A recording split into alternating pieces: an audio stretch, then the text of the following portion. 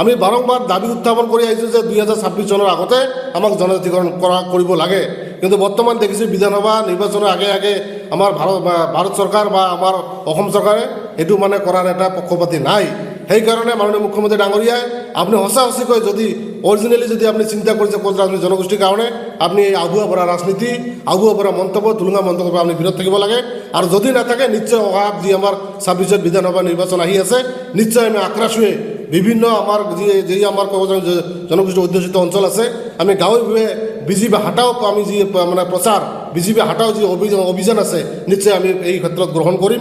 আৰু সমান্তৰালভাৱে আক্ৰাশুৱে নিশ্চয় আমি নিজে ভোগীয়াকৈ যি আমাৰ কেণ্ডিডেট বা যি ৰাজনৈতিকভাৱে আমাৰ চিন্তা চৰ্চা সেই ক্ষেত্ৰত আমি নিশ্চয় পদক্ষেপ গ্ৰহণ কৰিম। এজন মাননীয় মুখ্যমন্ত্ৰী ডাঙৰীয়াই তেখেতে কেনেকৈ তুলুঙা মন্তব্য কৰিব পাৰিলে এয়া সঁচাকৈ অসমবাসীৰ কাৰণে এটা দুৰ্ভাগ্যজনক। আৰু আমি শেষৰ কাৰণে মাননীয় মুখ্যমন্ত্ৰী ডাঙৰীয়াক আহ্বান কৰিছোঁ যে আপুনি আৰু কোচ ৰাজনৈতিক জনগোষ্ঠীৰ ওপৰত বা কোচ ৰাজনৈতিক জনগোষ্ঠীৰ জনজাতিকৰণৰ ওপৰত আপুনি আৰু ৰাজনীতি নকৰিব। আমাৰ ইতিমধ্যে ধৈৰ্যৰ সীমা এটা আমাৰ পাৰ হ'বলৈ গৈ আছে। ক্ৰমান্বয়ে দিনে দিনে আপোনালোকে চাইছে আজি কোচ ৰাজনৈতিক জনগোষ্ঠীয়ে উজনিৰ পৰা নামনি আমি কিমান যে কষ্টত ভুগি আছোঁ, আমাৰ নিজৰ অস্তিত্বহীন আমাৰ মানে আমি ভুগি আছোঁ। এটাৰ পিছত এটা আমাক প্ৰবঞ্চনা কৰা হৈ আছে। আজি আৰ্থিকভাৱে আমি দুৰ্বল, শিক্ষাৰ ক্ষেত্ৰত আমি পিছ পৰি আছোঁ আৰু সমান্তৰালভাৱে ৰাজনীতিকভাৱে আমি আজি মানে জৰুলা হৈ আছোঁ। আমাৰ এজন ভাল মন্ত্ৰী নাই, এজন বিধায়ক নাই। এই ক্ষেত্ৰত আমি বাৰংবাৰ জনজাতিকৰণৰ যিটো দাবী আমি বাৰংবাৰ দাবী কৰি আহিছোঁ, কিন্তু বৰ্তমান অসম চৰকাৰে বা বিজেপি চৰকাৰে কোচ ৰাজনৈতিক জনগোষ্ঠীৰ কথা এবাৰো নাভাবে। বাৰংবাৰ কোচ ৰাজনৈতিক জনগোষ্ঠীক ভোট বেংক হিচাপে ব্যৱহাৰ কৰি আহিছে। কাৰণ আপোনালোকে দেখিছে যে যোৱা 2014 চনত আমাৰ ভাৰতৰ প্ৰধানমন্ত্ৰী ডাঙৰীয়াই যি ধৰণে প্ৰতিশ্ৰুতি প্ৰদান কৰিছিল, যি ধৰণে ৰাজহুৱাভাৱে আমাক জনজাতিকৰণৰ কথাখিনি কৈ গ'লে, কিন্তু আজিৰ তাৰিখতো ভাৰতৰ প্ৰধানমন্ত্ৰী ডাঙৰীয়াই যে তেখেতে প্ৰতিশ্ৰুতি দিয়া যি কথা বা যি আলোচনা আজিৰ তাৰিখত কিন্তু বাস্তৱ ৰূপত পৰিণত নহ'ল। এয়া সঁচাকৈ দুৰ্ভাগ্যজনক। সেইকাৰণে আমি আহ্বান কৰিছোঁ পুনৰবাৰ যে আপোনালোকে কোচ ৰাজনৈতিক জনগোষ্ঠীক জনজাতিকৰণ কৰক, আৰু যদি নকৰে তেতিয়াহ'লে ৰাজহুৱাভাৱে কৈ দিয়ক। আৰু যদি নকৰে নিশ্চয় আমাৰ যি সাংগঠনিকভাৱে যি আমাৰ কাৰ্যপন্থা আছে নিশ্চয় আমি অহা 2026 চনত যি বিধানসভা নিৰ্বাচন আহি আছে নিশ্চয় এই ক্ষেত্ৰত আমি বলিষ্ঠ ভূমিকা গ্ৰহণ কৰিম। ক্ষেত্ৰত আমি সঁচাকৈ এইটো আমি দুখেৰে ক'ব লাগিব, কাৰণ এইটো অসম চৰকাৰ বা কেন্দ্ৰ চৰকাৰ এইটো নিজৰ সদিচ্ছাৰ অভাৱ। ৰাজনীতিকভাৱে তেখেতসকলে যি ধৰণে জনজাতিকৰণৰ বিষয়টো যি ধৰণে সমাপ্ত কৰিব লাগিছিল, যি ধৰণে প্ৰক্ৰিয়াটো কোচ ৰাজনৈতিক জনগোষ্ঠীকে ধৰি 5 জনগোষ্ঠীৰ জনজাতিকৰণৰ বিষয়টো সমাপ্ত কৰিব লাগিছিল বা প্ৰদান কৰিব লাগিছিল, যি আমাৰ গণতান্ত্ৰিক অধিকাৰ, এইখিনি ক্ষেত্ৰত অনলি ৰাজনীতিকৰণ কাৰণে আজিৰ তাৰিখত আমি বঞ্চিত হৈ আছোঁ। কাৰণ আপোনালোকে জানে 1996 এবাৰ কোচ ৰাজনৈতিক জনগোষ্ঠীক জনজাতিকৰণ কৰা হৈছিল। তাৰ পিছতো নতুনকৈ যি ধৰণে প্ৰতিবেদন, যি ধৰণে আকৌ RGI ৰিপৰ্ট, যি ধৰণে আকৌ SC আৰু SCৰ বা কমিশ্যনৰ পৰা যি ধৰণে ৰিপৰ্ট, এইখিনি মানে সঁচাকৈ দুৰ্ভাগ্যজনক। সেইকাৰণে আমি পুনৰবাৰ যে যোৱা দিনবোৰত যি কৰিছে এই গোটেইখিনি তথ্য থকাৰ পিছতো আজিৰ তাৰিখত আমাৰ আকৌ প্ৰতিবেদনৰ কথাটো আহিছে। সেইকাৰণে আমি প্ৰতিবেদনৰ আমি প্ৰথম বিচৰা নাছিলোঁ। আৰু যিহেতু অসম চৰকাৰে 2025 চনত যি আমাৰ যোৱা 29 নৱেম্বৰ তাৰিখে যি ধৰণে প্ৰতিবেদনৰ বস্তুটো উত্থাপন কৰিছে বা মন্ত্ৰীগোটত ছাবমিট কৰিছে, এই ক্ষেত্ৰত আমি এটা আশাবাদী আছিলোঁ যে যোৱা দিনবোৰত যি ৰাজনীতি কৰিছে আৰু নতুনকৈ যাতে কোনো ধৰণৰ ৰাজনীতিকৰণ কৰা নহয়। কিন্তু আমি দেখিবলৈ পাইছোঁ যে যোৱা দিনবোৰত যি ধৰণে কলা কাৰ্য বৰ্তমান তাৰিখে একে ধৰণত গতি কৰি আছে। সেইকাৰণে মাননীয় মুখ্যমন্ত্ৰী ডাঙৰীয়া তথা বিজেপি চৰকাৰক আমি আহ্বান কৰিছোঁ যে আপোনালোকে আৰু ৰাজনীতি কৰা বন্ধ কৰক। কাৰণ এটা জনগোষ্ঠীয়ে নিজৰ প্ৰাপ্য অধিকাৰৰ কাৰণে আমি দীৰ্ঘদিন ধৰি আমি যুদ্ধ কৰি আহিছোঁ, নিজৰ অস্তিত্ব ৰক্ষাৰ কাৰণে, নিজৰ জাতি মাতি অস্তিত্ব ৰক্ষাৰ কাৰণে। কিন্তু আজি বাৰংবাৰ আমি বিভিন্ন সময়ত আন্দোলন কৰি অহাৰ পিছতো আমাক কোনো ধৰণৰ গুৰুত্ব দিয়া নাই। সেইকাৰণে 2026 নিৰ্বাচনৰ পূৰ্বে যদি জনজাতিকৰণ কৰা নহয় নিশ্চয় ইয়াৰ যি প্ৰত্যুত্তৰ অসমৰ মাননীয় মুখ্যমন্ত্ৰী ডাঙৰীয়াই যি সপোন দেখি আছে পুনৰবাৰ গাদীৰ সপোন, এয়া সঁচাকৈ মিছা ৰূপত পৰিণত হ'ব। আৰু নিশ্চয় আমি বিজেপি হাটাও, যি আমাৰ বিজেপি হাটাও অভিযান, যি বিজেপি হাটাও শ্লোগান নিশ্চয় আমি গাঁৱে ভূঞে এইটো মানে কাৰ্যপন্থা হাতত ল'ম। প্ৰথমতে ইংৰাজী যি নৱবৰ্ষৰ গোটেই অসম তথা কমতাপুৰ ৰাইজলৈ হিয়া ভৰা শুভেচ্ছা জ্ঞাপন কৰিছোঁ। আজি বিশেষভাৱে আমি গোসাইগাঁৱত যিহেতু সংবাদমেল পাতিব লগা হৈছে, কাৰণ আপোনালোকে জানে আমি দীৰ্ঘদিন ধৰি আমি আক্ৰাশী দাবী উত্থাপন কৰি আহিছিলোঁ যে আমাক জনজাতিকৰণ লাগে। আৰু এই মৰ্মেই বিভিন্ন সময়ত বিভিন্ন আলোচনা হৈছিল, সমান্তৰালভাৱে আন্দোলন হৈছিল। যোৱা 29 নৱেম্বৰ তাৰিখে অসম চৰকাৰ তথা মন্ত্ৰীগোটে যি প্ৰতিবেদন ছয় জনগোষ্ঠীকে ধৰি জনজাতিকৰণৰ প্ৰসংগ উত্থাপন কৰিছে, প্ৰতিবেদনৰ যিখিনি বিষয়বস্তু গোটেইখিনি দাখিল কৰিছে, কিন্তু আমি বৰ্তমান তাৰিখে দেখিবলৈ পাইছোঁ যে সঁচা সঁচিকে এয়া ভেকভাওনা। সেইকাৰণে অসম চৰকাৰৰ ফালৰ পৰা, মাননীয় মুখ্যমন্ত্ৰী ডাঙৰীয়াৰ ফালৰ পৰা বৰ্তমান তাৰিখত আমাৰ জনজাতিকৰণৰ বিষয়টো কি পৰ্যায়ত আছে, প্ৰতিবেদনখনত আমাৰ কেনেধৰণৰ ষ্টেটাছ আছে আমি কিন্তু এতিয়াও জ্ঞাত নহয়। আৰু যেতিয়া 29 নৱেম্বৰ তাৰিখে যেতিয়া প্ৰতিবেদন দাখিল কৰিলে মন্ত্ৰীগোটৰ অধ্যক্ষৰ জৰিয়তে, আমি এটা আশাবাদী আছিলোঁ যে নিশ্চয় আমাৰ জনজাতিকৰণৰ যিখিনি দাবী বা যি আমাৰ প্ৰব্লেমছ, যি দীৰ্ঘদিনীয়া আমাৰ সমস্যা সলিউশ্যন হ'ব। কিন্তু বৰ্তমান তাৰিখত একো সময়ত একো ধৰণৰ যি আমাৰ মাননীয় মুখ্যমন্ত্ৰী ডাঙৰীয়াৰ যি বক্তব্য, ইয়াৰ ওপৰত আমাৰ এটা সন্দেহ হৈছে, সঁচা সঁচিকৈ ইয়া নিৰ্বাচনী বৈধৰণে পাৰ হোৱাৰ আমাৰ পৰিলক্ষিত হৈছে যে সঁচা সঁচিকৈ কোচ ৰাজবংশী জনগোষ্ঠীক জনজাতি কৰিবলৈ নাই, আমাৰ সন্দেহ হৈছে।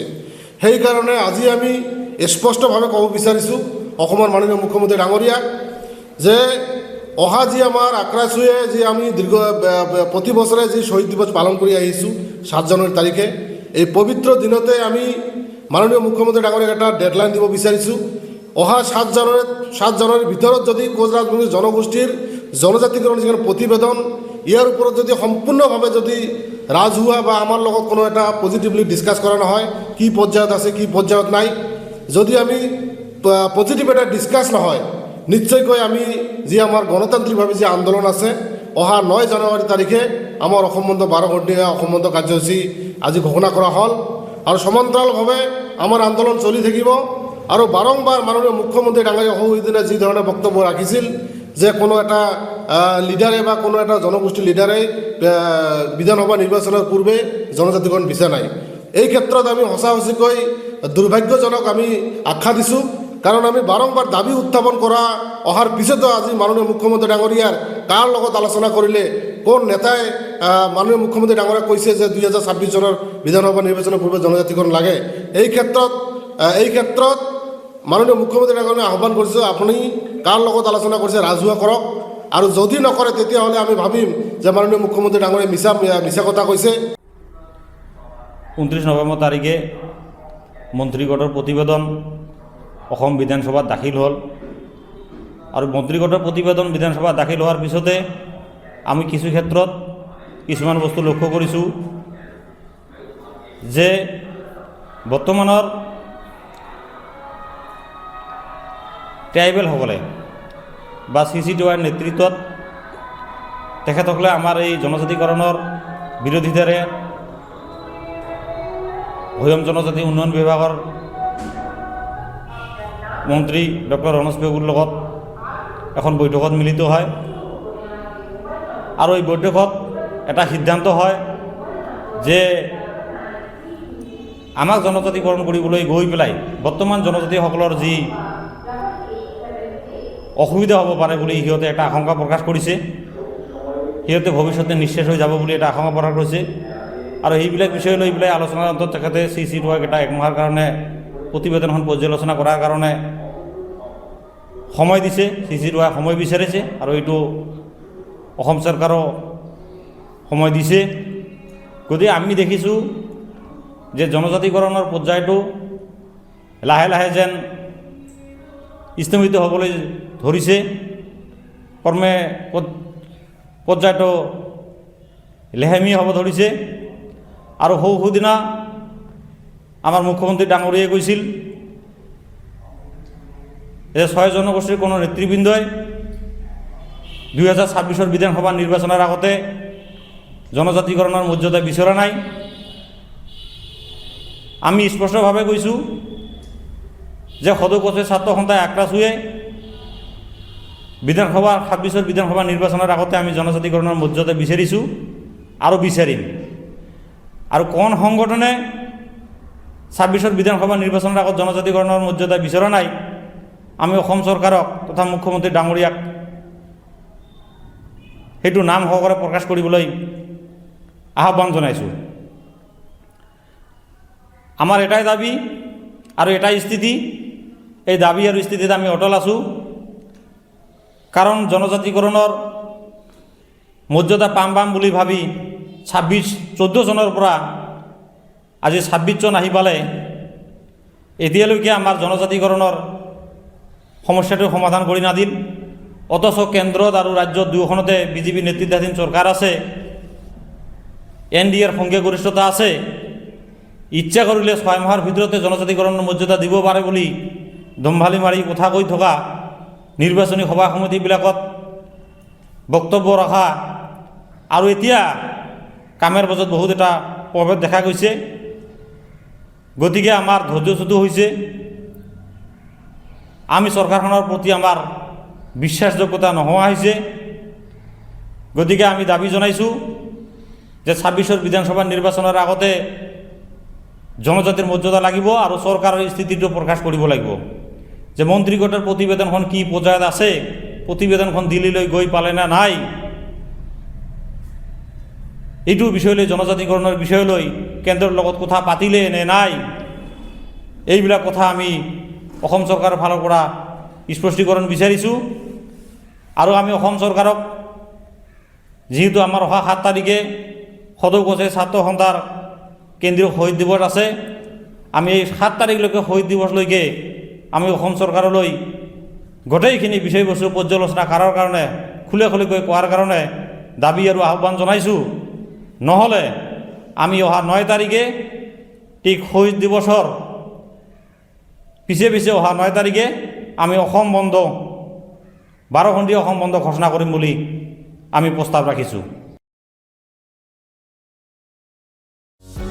যিকোনো খবৰৰ বাবে যোগাযোগ কৰক আমাৰ এই নম্বৰত 9181 307 221।